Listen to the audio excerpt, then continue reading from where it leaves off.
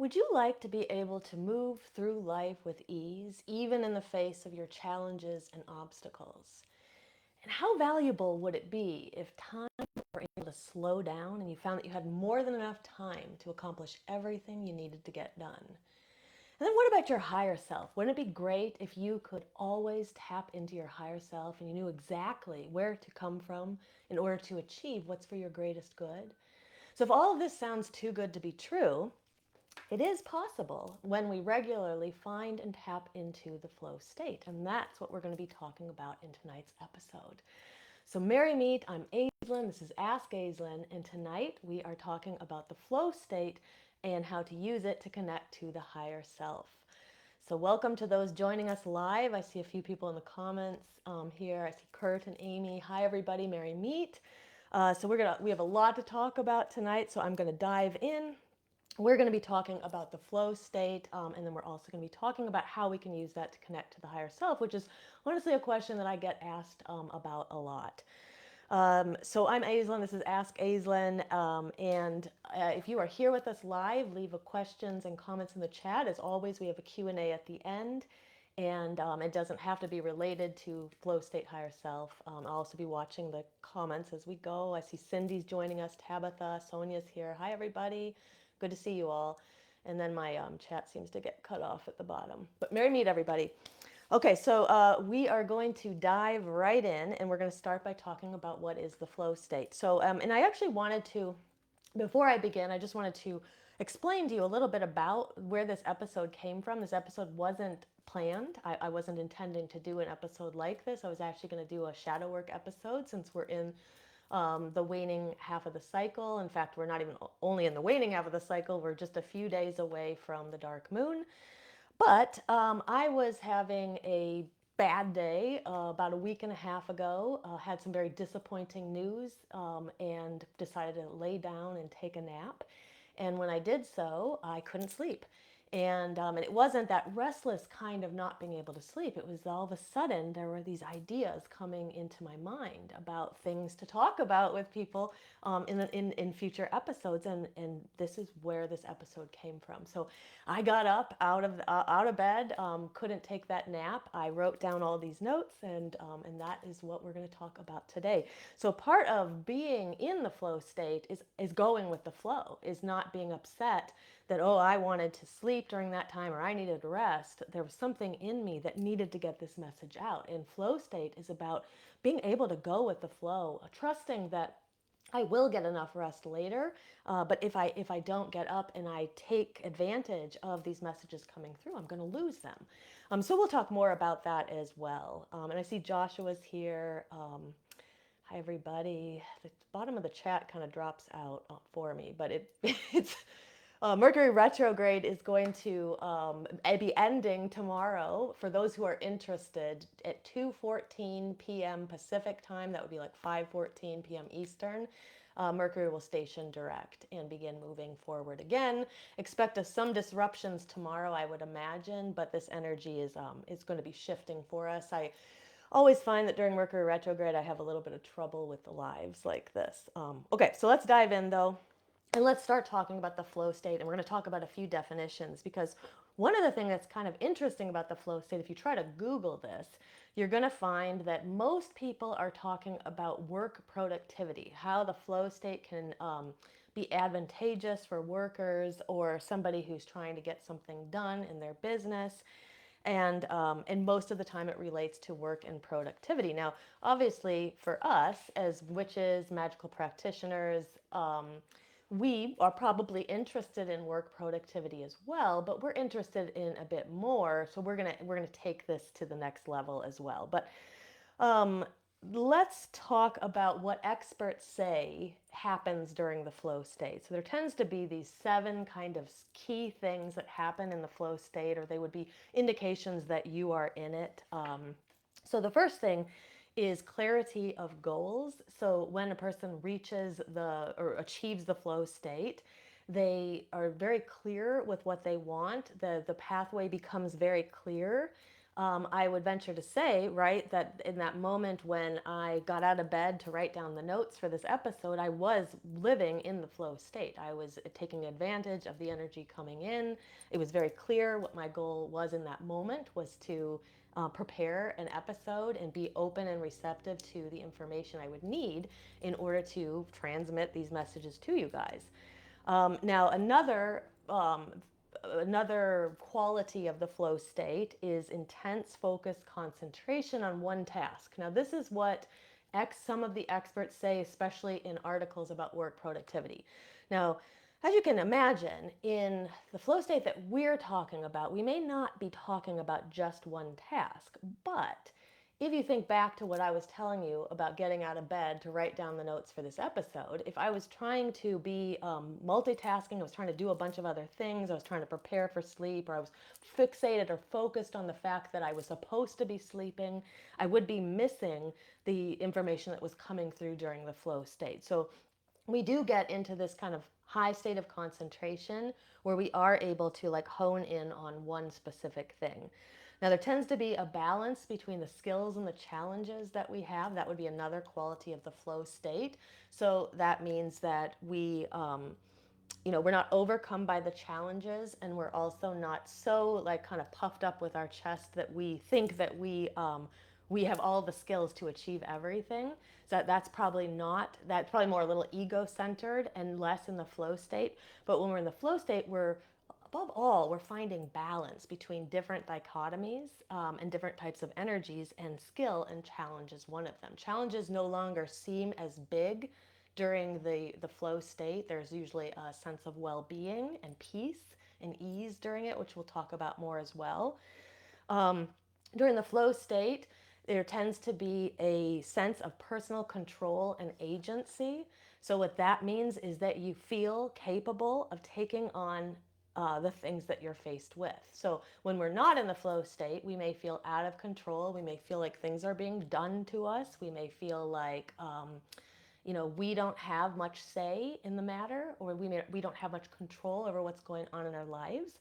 But when we're in the flow state, we find that we do have control over many, many things. We have control over how we feel and what we do, and like whether or not we're going to allow ourselves to tap into that energy. I could have gone back to bed that day, right, and ignored it, but I allowed myself to be part of it. And we also find agency in that we feel that we have the ability to do things, to make changes in our lives that we want to. So another really interesting part or aspect of the flow state to me, this is one of the most valuable ones I've found, is there's a distortion of time, or there can be an altered sense of time.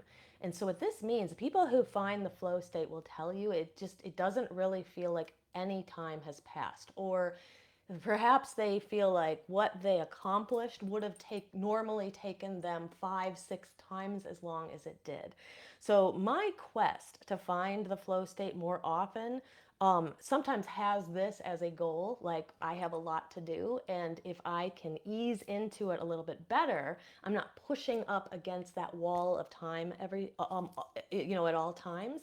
I'm able to relax, and what I find is it literally feels like time slows down. Now, I've talked about this in an episode quite a while ago about this experiment you can do is when you feel like there's too much, like if you're looking at your to-do list and there's too much on it, is to send an intention out to the universe, out to your guides, out to like whatever it is you believe in, and just say, I kind of need time to slow down a little bit right now. And it sounds silly until you try it. But when you try it, you can actually have some success with it. I found that it actually can work. And we don't know how. Does time literally slow down and speed up? I don't know. But the perception of it slowing down is there, and that is what allows us to do more, feel more productive, and then really feel like really more connected to the universe. So we'll talk a little bit more about like that time issue later as well. But moving on to some of the other kind of qualities of being in the flow state. And as I'm talking about this too, you can think about if you've ever experienced any of these qualities, because if you have, you likely have been in the flow state, which means that you know what it feels like. So there's been people who've written to me and they'll talk about this slowing down of time. And my response is usually, you've tapped into the flow state for that that period. Um, so other qualities are consolidation of action and awareness. This is on a lot of the list of qualities. I'm not entirely sure what this means, but if I had to interpret it, I would say that like it's a balance between taking action and being in a state of awareness. So when we're in a state of awareness, it's not really that we're doing something, right? We are like aware of everything that's going on. We're aware of what we may need to do. We're aware of ourselves in that moment. Maybe we're even aware of us breathing in and out.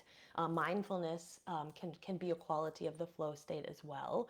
But we find that space somewhere in between taking action and becoming aware.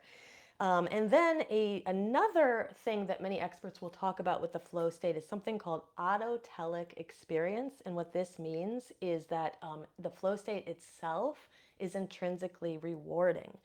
So when you've been in the flow state and you come out of it, there's like a natural high that accompanies it. It's like any of the other good things you do, like when you do Kundalini yoga. Those of you who do that, or in our Shadow Seekers membership, we've been doing it every week. And the people who are coming to the classes will tell you there's a change, there's a shift in your energy when you do it. And it's intrinsically rewarding because you feel good. You feel so good that you want to keep doing it. You want to keep coming back week after week or day after day, whatever your practice is. And the flow state has a similar energy to it. You feel good when you come out of it. You feel so good when you come out of it that you want more of it. And that is one of the things we're going to talk about, though, later, is that the flow state isn't something we can chase. That's like pretty much counter to its own energy. So even though we want it, we have to be we have to be in more of a receptive state, which means we've got to pull our energy back a little bit instead of pushing forward and chasing it. But we'll talk about more of that when we get into like ways to tap into the flow. So then I'm just going to check the chat too. Just if anybody has any any of these qualities, if you've experienced them, we'd love to hear from you. Okay, so what are some benefits of the flow state? So benefits are feeling in tune and feeling in control of your emotions. So if you are somebody who is kind of feels swept away, carried away by your emotions during the flow state, you will find that you're in tune and you're more in control of your emotions. So it's a very big benefit, especially for somebody who has kind of fluctuating emotions. Increased happiness tends to be a product of the flow state. So I'm just laying these all out to show you why it is could be of your benefit to work towards finding more flow. Like I mentioned earlier, the feeling of flow is often in and of itself its own reward. There tends to be increased enjoyment in the work that you're doing. So whatever you put your energy and your mind to when in the flow state, or the things that are just simply going around you, going on around you in the world, become more enjoyable. It feels good to be in it. There is increased creativity because there is less like self-consciousness during the flow state. You're not in your ego mind. When we're in the flow state, we're not going to be hearing that kind of critical voice, those limiting beliefs, that kind of chatter that's always in the mind that's kind of telling us, maybe telling us what we can't do or how hard something will be or how far behind we are. All the negative thoughts and beliefs we have, those seem to vanish during the flow state. And because of that, because we're less self-conscious, we are able to open up more to our creative energy, which means a lot of things, right? So it means for somebody who is a creative person, which I believe all people are creative. Every single person who exists has creative energy in their body. They have chakras that are associated with it. But some people, consider themselves more creative than others. And when we find the flow state, you may find that if you're especially a creative person, you become more creative. You need to write another song. You're all of a sudden you find the inspiration to finish that painting you started or start a new one. But even those who don't particularly find themselves very creative may all of a sudden find their creativity enhanced. People who are in the flow state also tend to have more confidence in what they can achieve, that they feel that they can achieve whatever it is they want to do. So even if all you ever do is feel it in that state, now once the flow state's gone, you may be back to not believing in yourself anymore. But at least in that moment, there tends to be this like really, really strong self belief. And the people who are in the flow state have a greater connection to the higher self, which is what we'll talk about in the second part of the episode. Okay, so I wanted to tell you a story about the first time that I realized I was in the flow state. So it's likely that I was in the flow state before. I feel like all of us find it and we just don't know it. But this is the time that I knew I was in it. And looking back on it later, it becomes even more clear to me that I was in the flow state. So the story goes back to Sedona 2008, and I'm going to give you a few little background about why I was there, what I was doing, because I think it's important to the story. And so I was it was right around my birthday. So it was at the end of March 2008. And I became very depressed. I often would become very depressed around my birthday, especially back then. And there's a variety of reasons, like pets that had died near or on my birthday. Just different, who knows, different reasons. But I was in a pretty depressed state at that time. And I really felt this energy that either I was going to do something maybe quite harmful to myself, or I needed to escape the town. I needed to get out of LA. Is kind of what I felt, or like I was going to do something I was going to regret, perhaps. And so I had heard someone had talked to me about Sedona. I didn't even know where it was. I thought it was in California, and someone had mentioned it to me, so I decided I was going to go to Sedona. And and honestly, this is really sort of telling about probably why I was able to achieve the flow state, is because I became very kind of unstructured. I let like the energy just sort of guide me. I got in a car at 6 p.m. on I believe it was like a Friday night probably. So good luck getting out of LA on a Friday night at 6 p.m. I had Googled I was looking for like a spiritual retreat that I could go to. So I had Googled it. And the first thing that had come up had kind of resonated with me. I'd called the place, no one picked up. I decided to get in the car anyway and just started driving. And about the time I got to the Arizona border, by then I discovered that Sedona was not in California. By the time I got to the Arizona border, the person had called back and they said, "Sure, we can see you at this. It's a very small, like, spiritual retreat center we have. We've got a guide who can take you on a tour of Sedona, and then we'll do some healing work. We're going to clear out blockages." I was like, great. The price was good. I signed up, and I continued on my journey. So I got there. I got to Sedona all by myself. This is really probably one of the first times I did like kind of a longer trip, just not even knowing where I was going. I was really immersed in sort of like just going with the flow as much as I could. I remember during the guided tour that this guide was taking me on, he even said, like, when you come to Sedona, you can't rush. You can't worry about like driving fast or getting places. He's like, screw those people behind us who are honking. He's like, we're driving as slow as we want to because we want to really be able to observe everything around us. So to make a long story short, it was a great day with the guide. Came back to the center, had some Reiki done, had a card reading done, cleared out some energy, did some past life regression. I mean, it couldn't have been better at clearing out all of this junk, right? And then the next day, I had just to spend on my own, and that is when I hit the flow state. Now, what the flow state felt like to me was it wasn't alter. It was like an altered state of consciousness that I felt in. I mean, ever so slightly like you were high, just a tiny bit, just feeling very good, feeling very in touch with everything around me. And what I remember the most is that it was effortless living. Like, I didn't think about things, I didn't plan anything.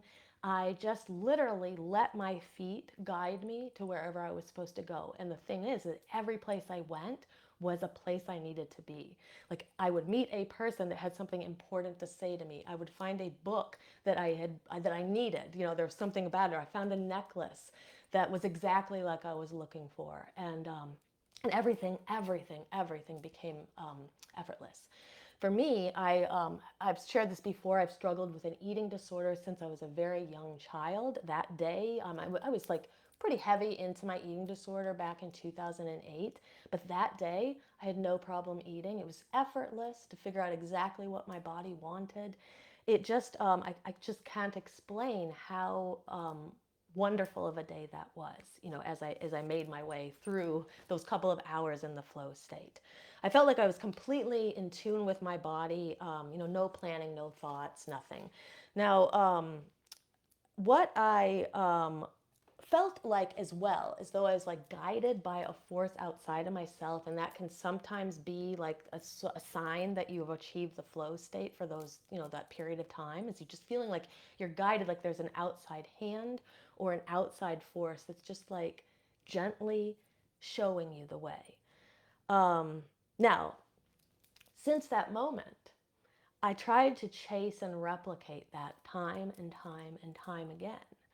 And just like the idea of totally opening up the third eye and finding complete universal consciousness, it's not a state that we can chase. It's a state that comes to us when the right set of circumstances are lined up.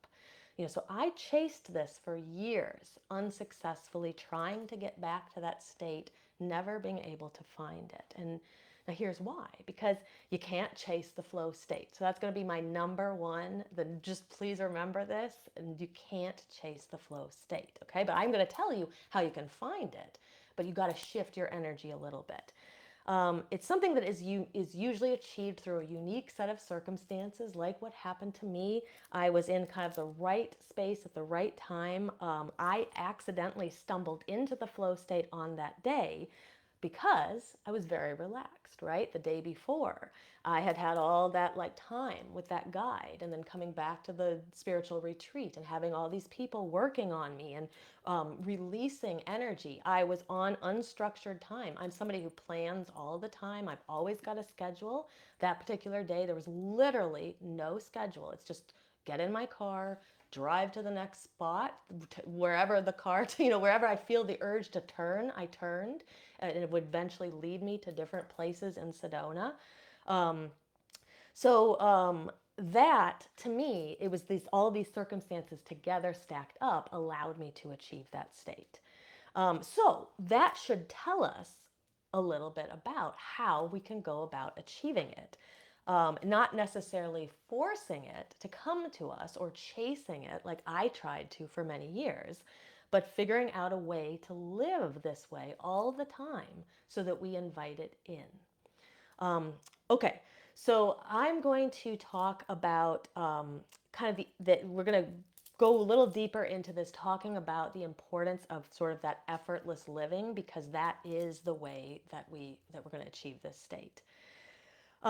So one of the things I noticed, so I'm going to fast forward to just a couple of weeks ago, and there's a lot of things, like a lot of pieces that kind of come together to put this episode and make this episode that I'm doing today.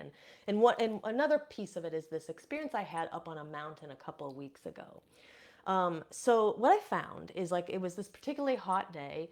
The hike I wanted to do was like close to 15 miles, though realistically I knew that I was probably only going to be able to do like 11 or so before the sun went down. I didn't want to hike at night. And so I was really kind of charging up this mountain. I was trying to push, and there was this silent voice that told me, like, you're going to have to pull back, and you need to find more ease in your body, or you're not going to have a good experience. Like, first of all, you're going to be sort of like out of the flow state during the hike. So it means you won't enjoy it as much. And number two, when you push through something like that, you're likely to like over extend yourself so that later on that day you feel sick. And so what I did is I would notice, like, I would clench up my body, and clenching up our body is an indication that we're pushing too hard in anything, right? So if you are just sitting there and you sort of notice like the jaw is clenched, or a part of your body, like your shoulders, sometimes shoulders go up. People have one hiked up more than the other. They might have their the belly clenched up a lot. That's a big one for me.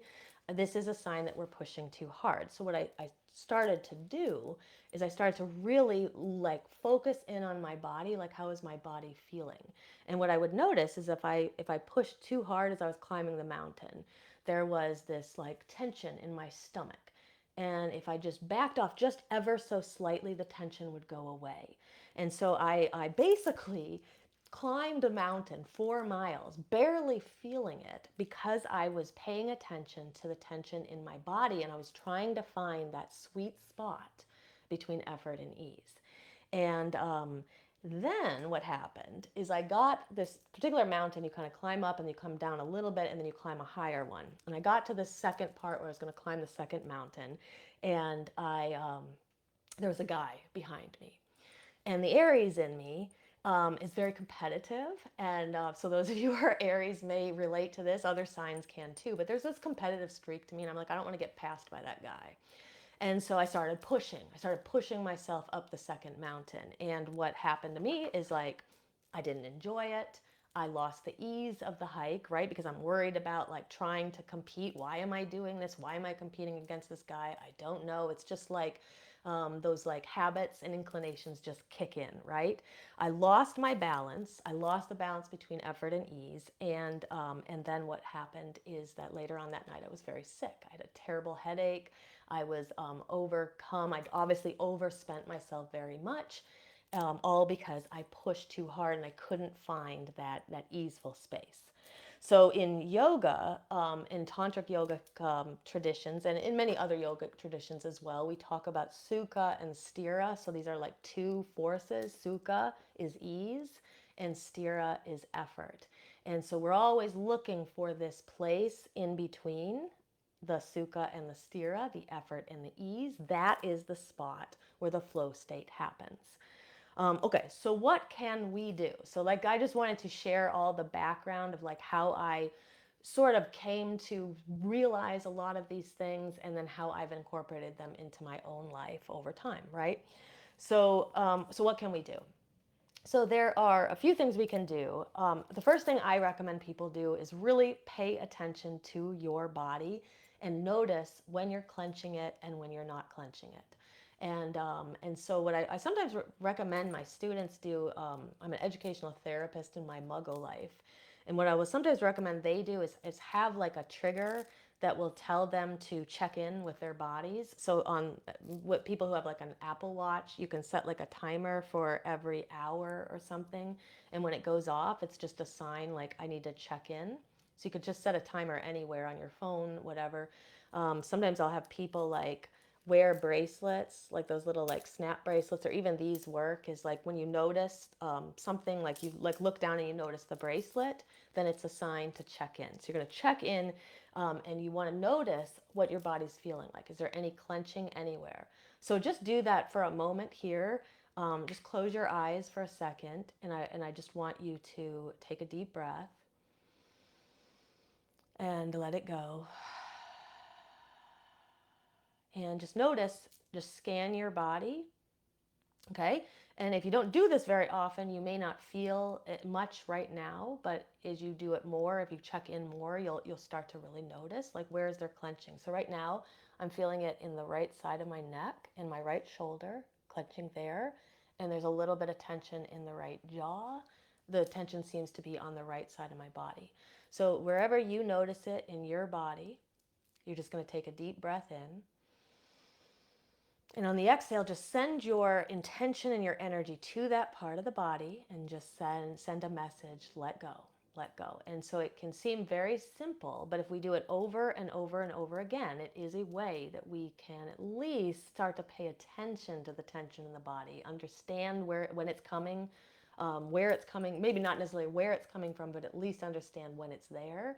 Otherwise, we're just living our lives just full of all this tension all the time. We live in a world that, honestly, it's perfect, the perfect, I don't know what the word is I'm looking for, but it perfectly creates tension in our body. And we need to get ahead of that and notice when we're clenching. Okay, so a simple exercise like that, just like close your eyes, notice where the tension is, and then breathe in, exhale, send your intention to that part of the body to just ease up a little bit. Do that over and over and over again, and like over a long term, you will find that your body relaxes a little bit more. Now, other ways that we can find more tension or find more release and ease in the body is through somatic yoga. So, somatic yoga is a special type of yoga that you really pay attention to like what you're feeling in your body. So, this isn't like power yoga, yoga for like fitness. This is like re- really deep yoga that can be used to like release tension and emotions in the body and trauma. Intuitive movement is also very good. Intuitive movement, unlike somatic yoga, where like you usually have somebody leading you or prompting you. So they'll kind of start by getting into poses and then they'll encourage you to start moving in different ways. Intuitive movement, you literally just start to move. So the way that you would do this is you get some music. I recommend usually relaxing music because we're trying to like bring the body into a flow state, and then you close your eyes and you just let your body move to the music. Or to the sounds, like drumming can be good too, nature sounds if you want to do that.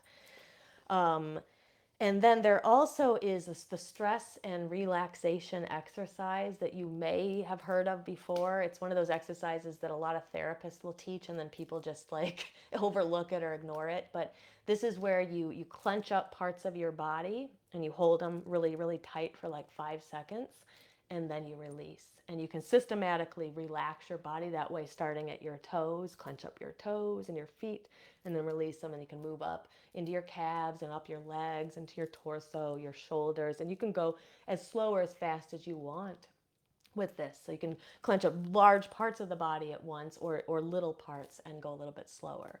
But it's very, very difficult to find the flow state when you have a lot of tension in your body. So if you're somebody who carries a lot like me, don't get discouraged by it. I carry a ton too.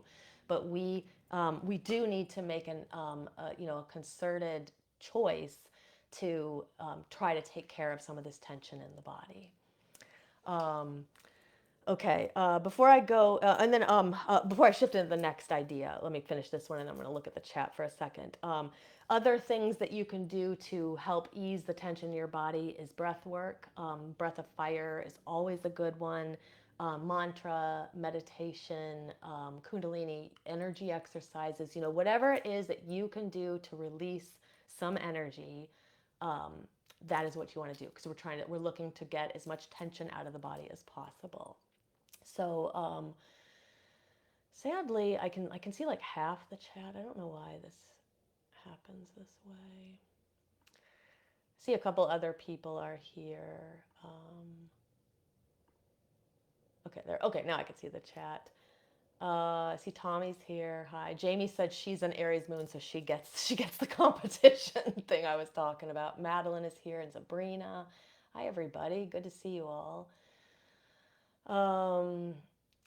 Okay, Cindy was saying deep meditation has become important to her. Deep meditation is a great way to kind of train yourself to go into the flow state as well.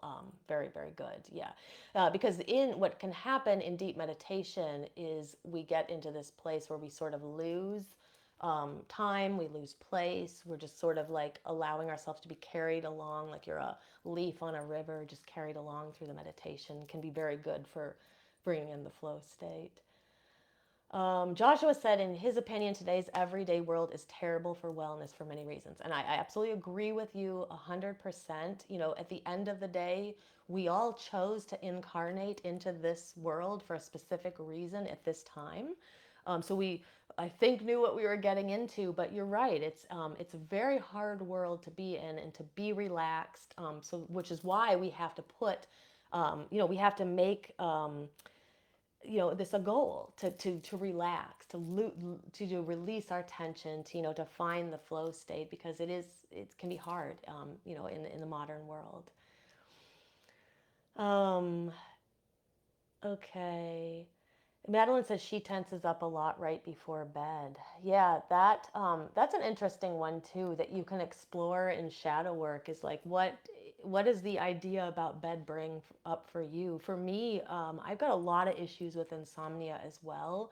I was able to do a lot of past life regression where I discovered that I had died young in quite a few lives prior to this one. So I think for me, part of the sleep thing is like I don't want to miss out on stuff in this life. You know, I've lived longer than I have in those other ones, and I don't want to miss out on stuff. But I was always like this ever since a little kid. But try if you start to tense up really bad around bedtime, I would try that systematic relaxation exercise in your bed. To start with your toes and clench them up and hold them for a couple seconds and let it go. And just move slowly up through your body till you get to your face and then scrunch that up at the very end. And then you can do the entire body and see if that helps. It could help. So, see, Madeline says she doesn't want to miss anything either. So, yeah, you might want to explore past lives eventually as well, you know, to see if there's any connection to that. 'Cause I came into this world with like sleep problems, which is even more telling that it's potentially connected to a past life. Okay, keep the comments coming. I love seeing them, and hopefully, if I miss any, I always go back later. There's a lot that come through. Okay, so what else can we do to find flow state? So besides really trying to find release in the body, there's the importance of letting go of something at the end of every cycle. This can be physical, emotional, spiritual, like whatever it is. It's really is important. It's like I always go back to the metaphor of the period. So a person who has a period, right? They're losing blood every cycle. That's energy. They're releasing stuff, the stuff that's not necessary anymore. They're clearing out the womb so the space is open for the next cycle.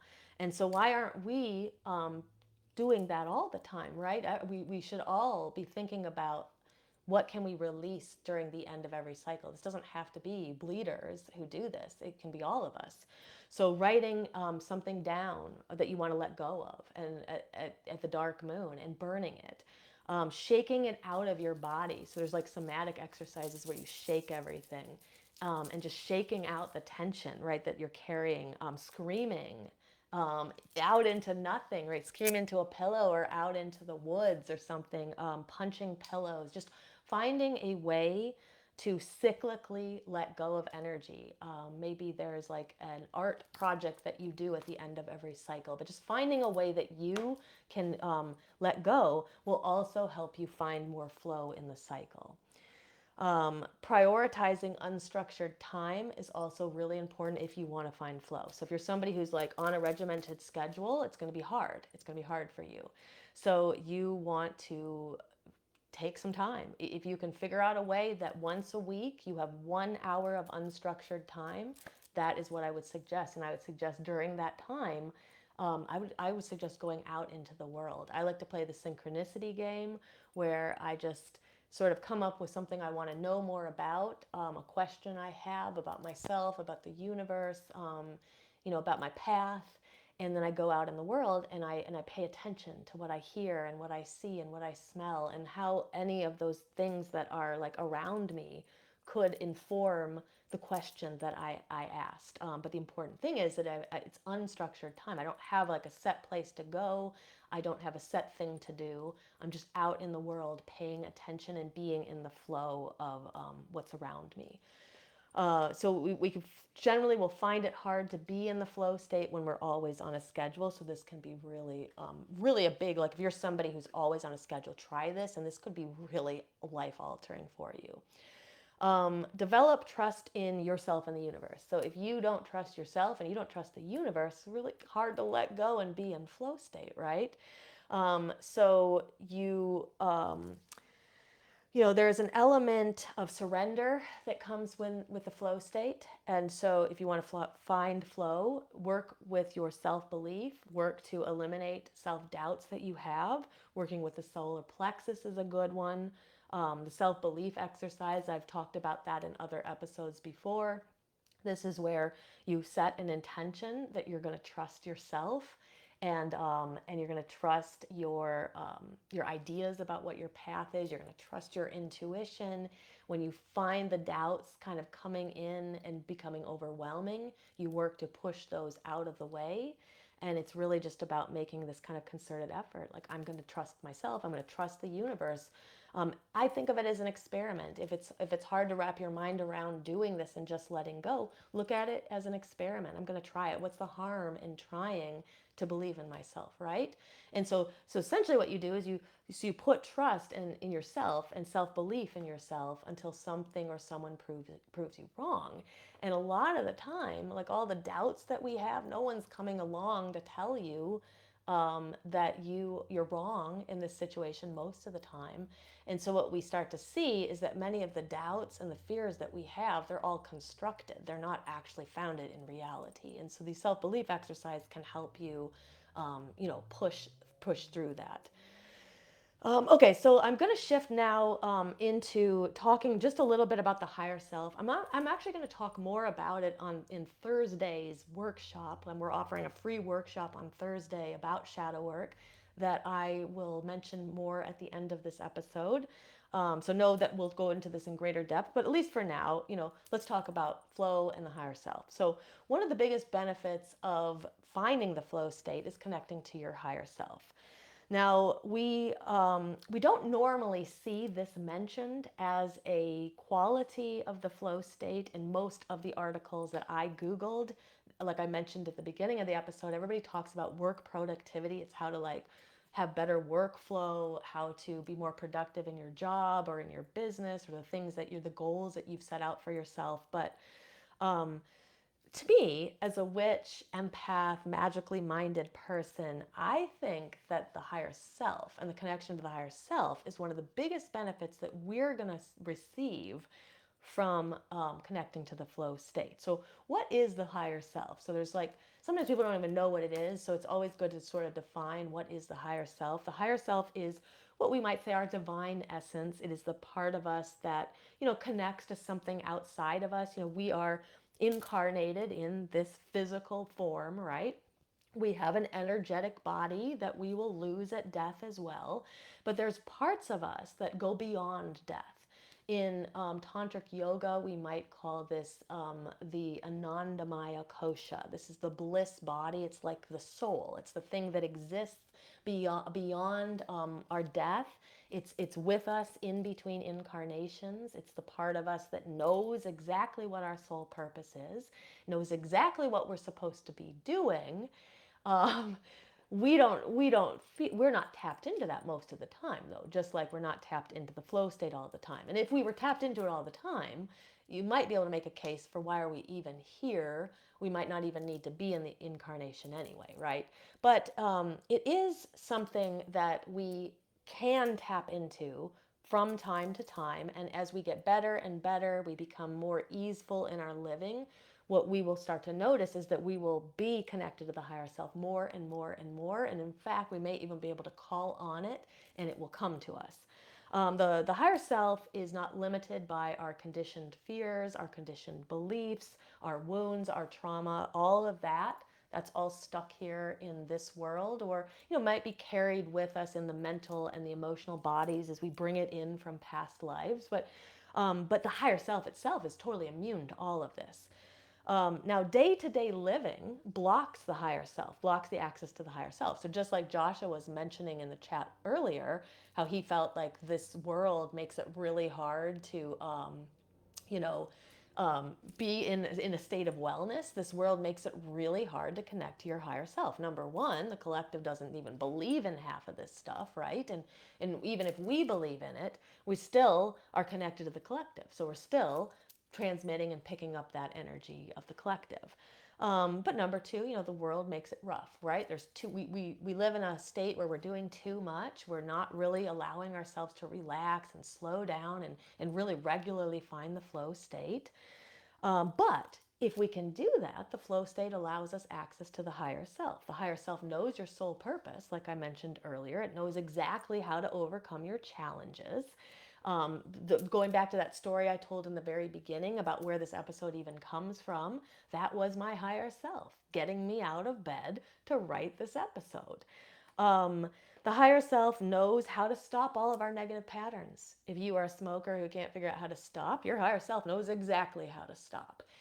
If you are, if you feel like you are have some relationship issues that you see that seem to be like don't have a solution to them, your higher self knows exactly what the solution is. The higher self knows the solution to everything. Now, of course, like I said, we can't be in it all the time, or there wouldn't be any reason to be incarnated here. But the flow state will allow us to at least access it more often, right? And that's what we're trying to do here. So if you try some of the techniques that I talked about earlier, working to unclench your body, working to let go of things during the cycle, working on your self-belief, balancing your energy, um, some of those exercises I talked about, intuitive movement, somatic yoga, just really working to be in an easeful state, you will become better and better and better at accessing your higher self. Okay, so when you feel yourself clenching, make a conscious effort to unclench. Make a decision to relax, right? Do this over and over and over again. When you feel that you are pushing too hard, when you go back to that story of me climbing the mountain, I could feel it right here, right above right at my solar plexus. When I felt that kind of push a little bit too much, take a deep breath and let your body relax, okay?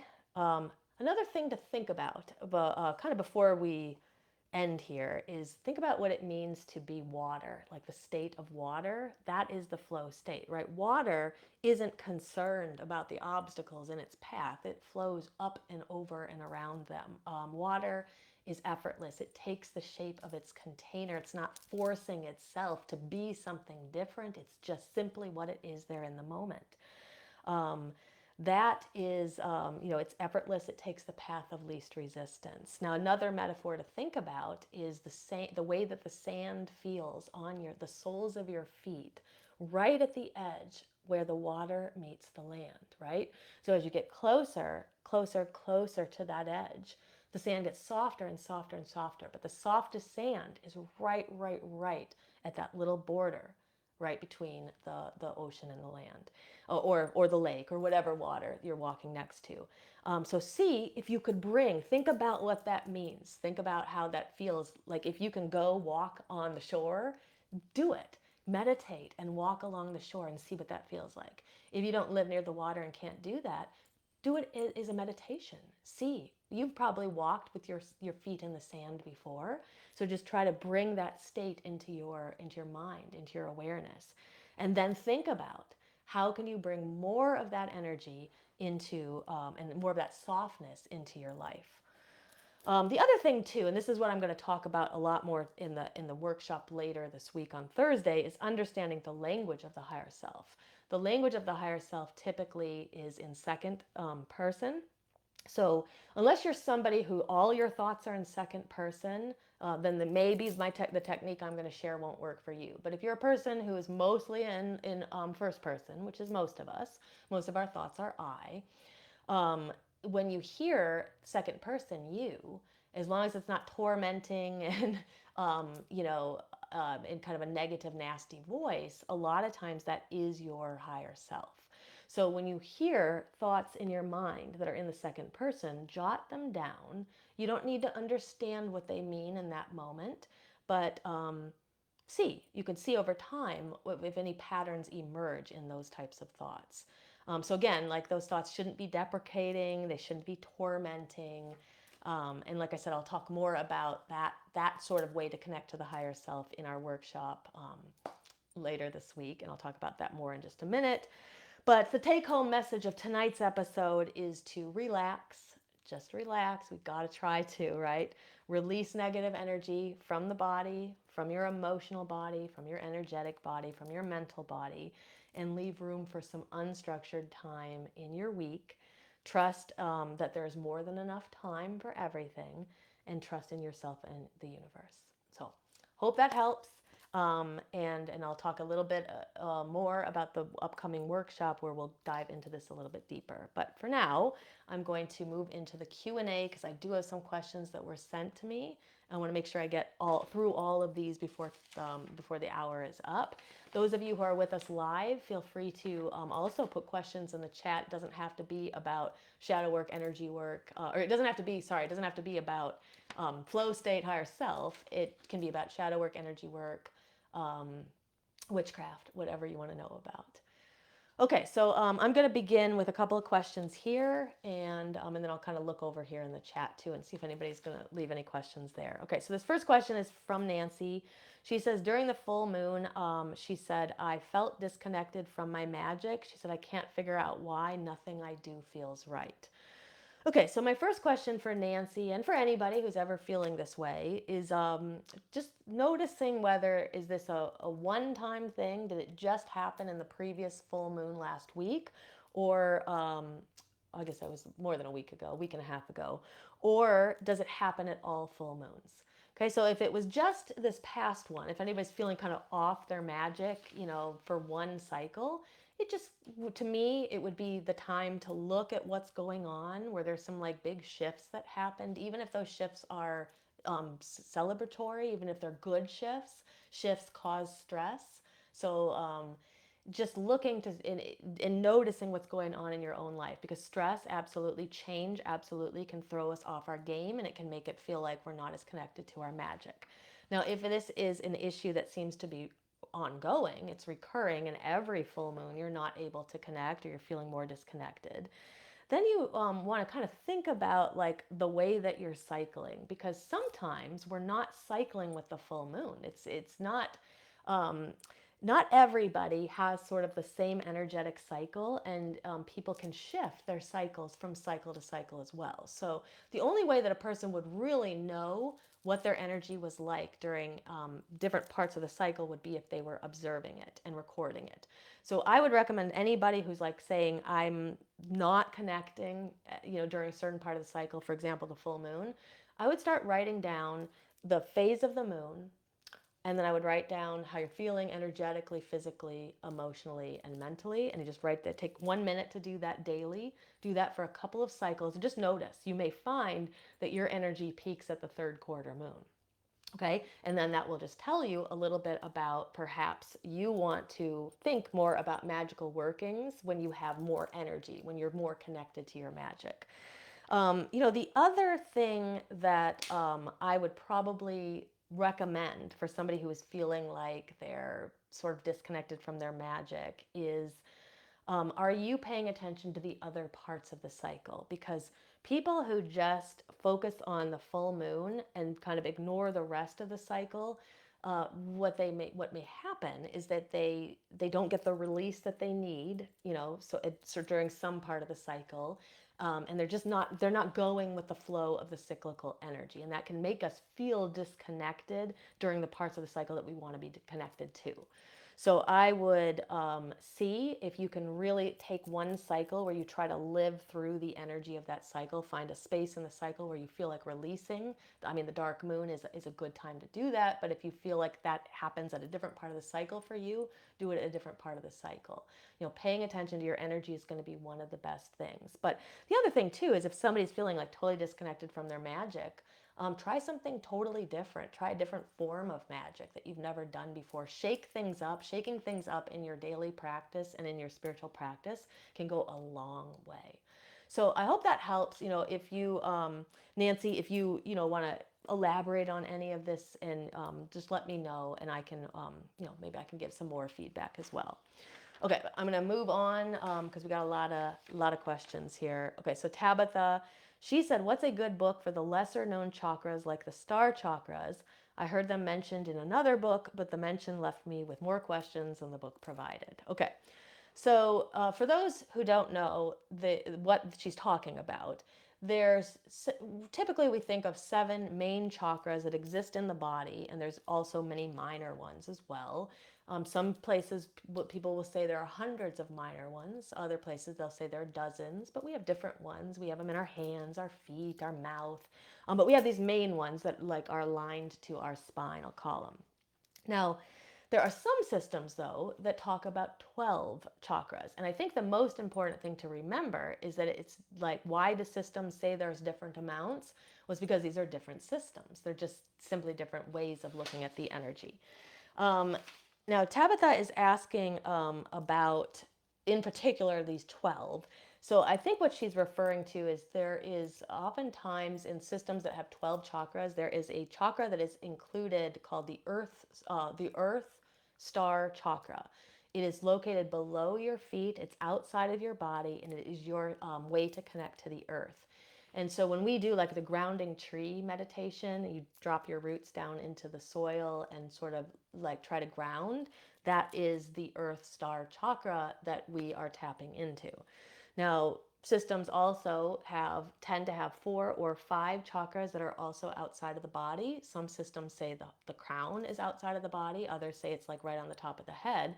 But there's our systems that say there are multiple chakras that are outside of the body. These are usually called like transpersonal chakras, transgalactic chakras, they're sometimes called. What they basically do is they connect us more to the stuff that's outside of us. It's like taking the crown and like amplifying it even more.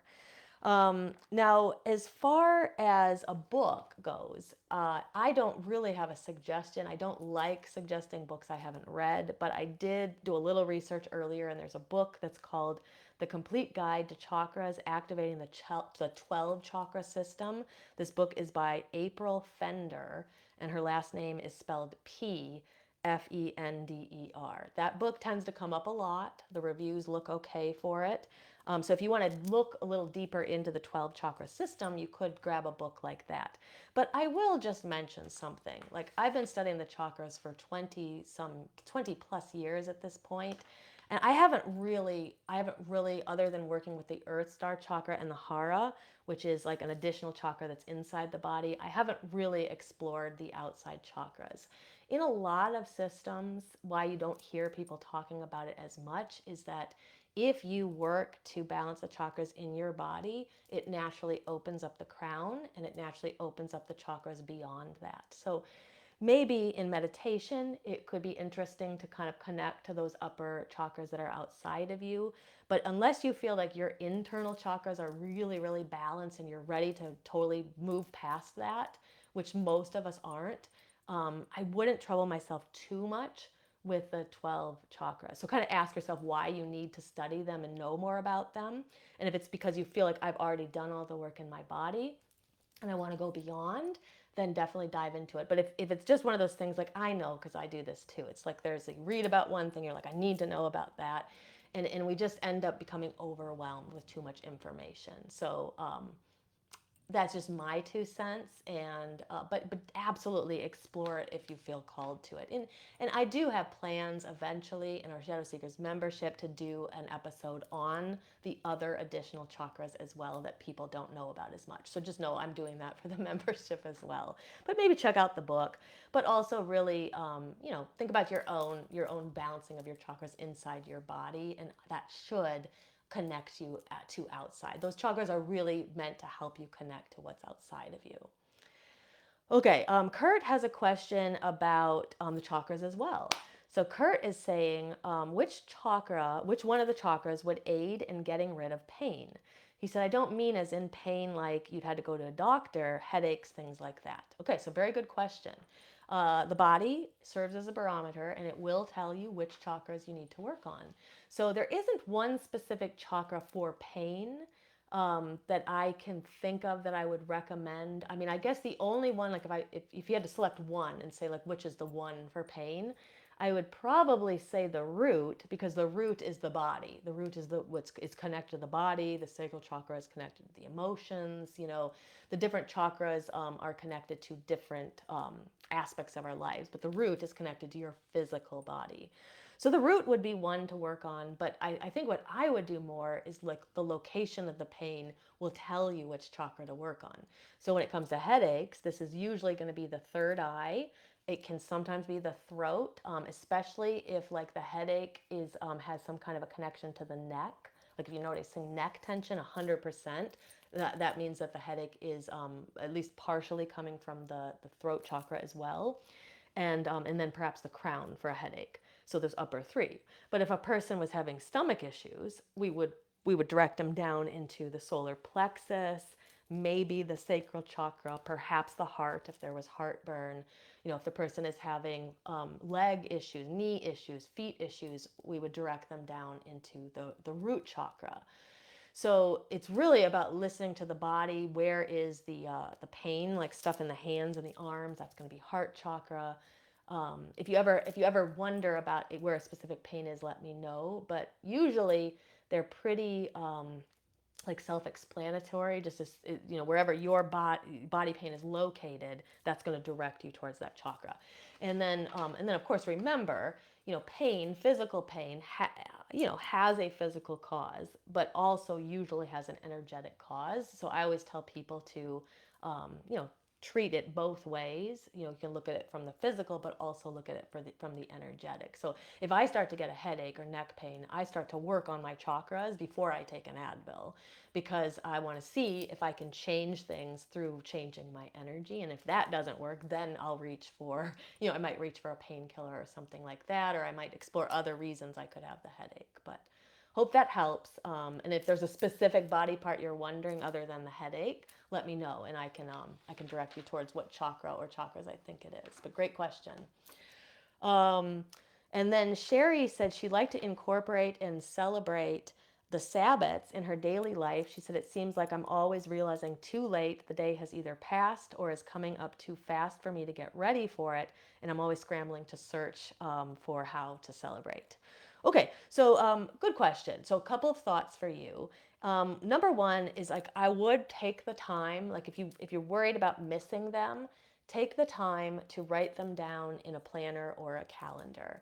Um, there are like fun ways, like this doesn't have to be like a planner you get at Office Max or Office Depot. Like, you can get the Magical Almanac. This one's like an old one. It's from 2013. I just pulled it off the shelf.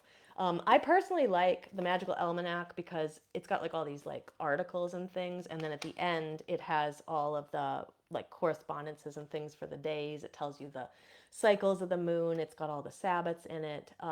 There's another book, though, another planner that's called the Witch's Almanac that I like even better. It's got less of like the stuff and more of the planner in it, and it's got room to write. So I would recommend going in at least a couple of like Sabbats in advance and writing down in your calendar when those Sabbats are, so you're prepared for them when they come. At least you won't get to that place and be like, oh my God, I forgot that it was Imbolc or something like that. But the other thing that to remember is that Sabbats are seasonal energy, which means we really can't miss them unless we've moved on to the next Sabbat. So unless you're 6 weeks late, you're not actually going to miss a Sabbat. Like, you may miss the day, like that people are choosing to celebrate the Sabbat on, but it's a seasonal energy. So, for example, Mabon is coming up. Mabon is in, let's see, it's on the 22nd this year, and that would make it like that's about 3.5 weeks away now, right? And so um, we start to feel the energy of Mabon as we get about a week and a half out. And we feel that energy of Mabon. The day of Mabon is just simply the start of the season. That seasonal energy then is going to continue on for the next 4 to 5 weeks. So unless you're pushing all the way up into Samhain, you haven't missed Mabon. So you don't have to worry about that specific day. Figure out what you want to do for the season, and then you're celebrating it, right?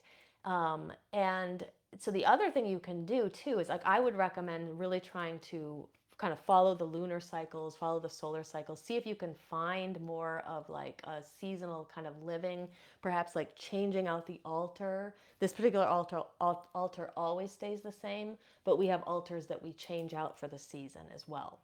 So changing those out is kind of a reminder that the next Sabbath season is coming, and that in and of itself is a way to celebrate. But I think that if you can, write them down so that you know when the dates are, right? You got them in your planner. Get a fun witch's almanac or something like that to make the planning fun, and then just let go a little bit. It doesn't have to be on that exact date. You just want to celebrate the energy of the season.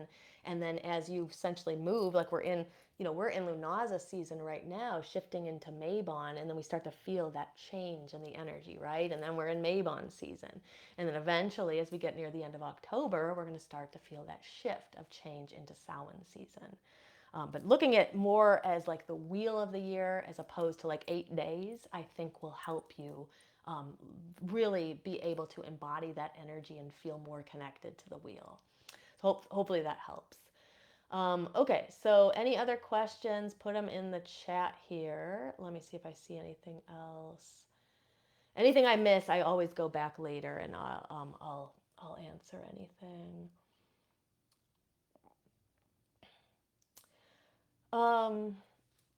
Kurt asked a question here. He said, if you could temporarily remove your light and dark side, what could that possibly be like?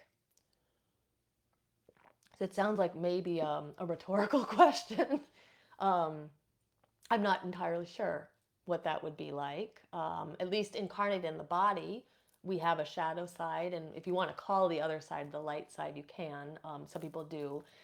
Um, but I think that probably if we removed all of that, we would be we'd be in our spiritual essence, which means, kind of transcend everything in this world, probably. But an interesting thought for sure.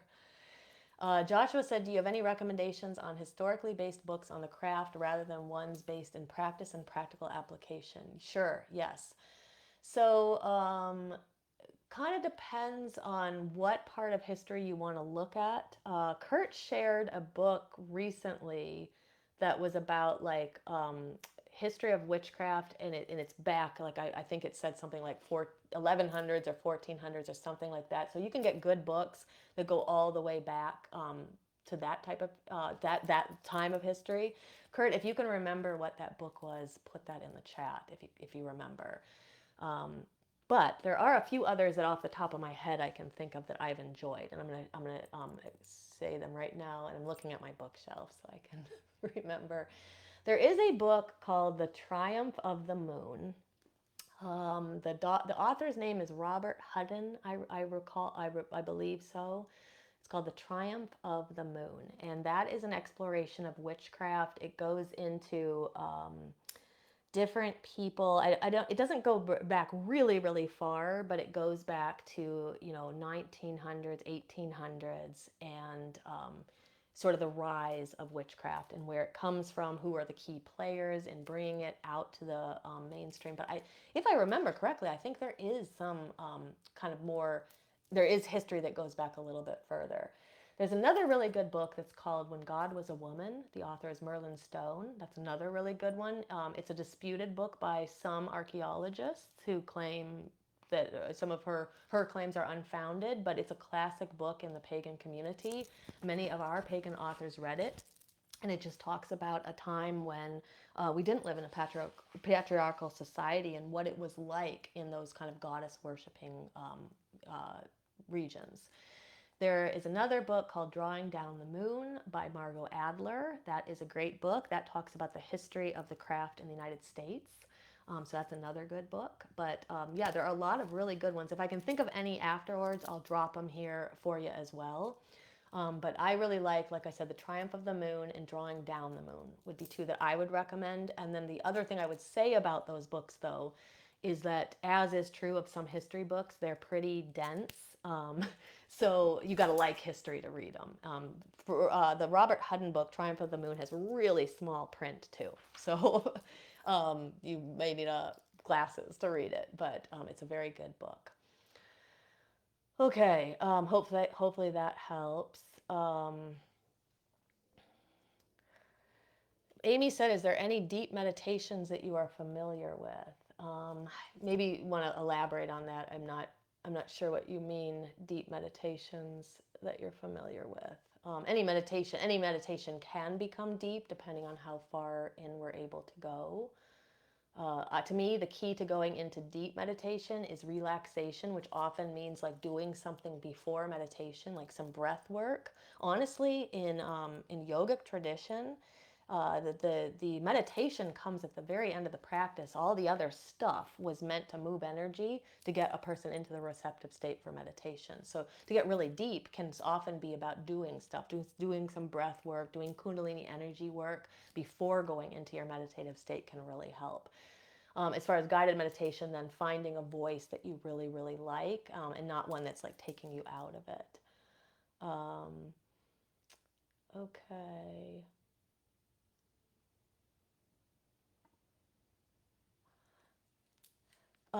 Jamie said, when trying to get into a state of deep relaxation for meditation or something, how do you deal with the muscle tension you can't control?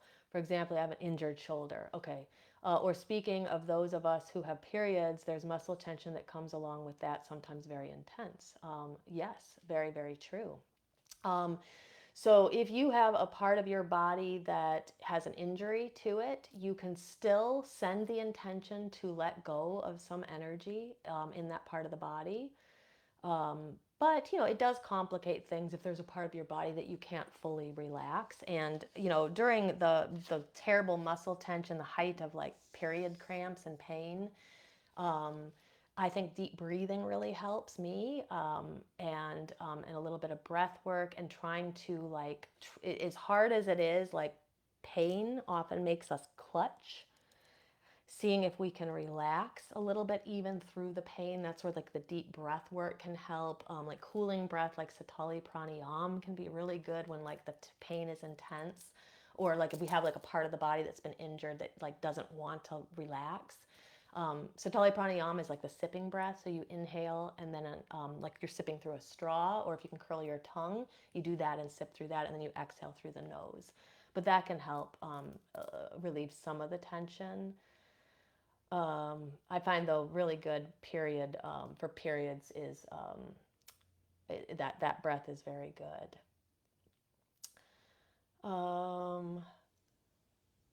Okay, I see some suggestions on the book, so I'm gonna have to go back later, and I'm not able to see everything in the chat, but hopefully you guys enjoyed the episode. Okay, so I've gone way over. I know I've gone way over, so let me just end with a couple of things. I'm going to tell you what's coming up.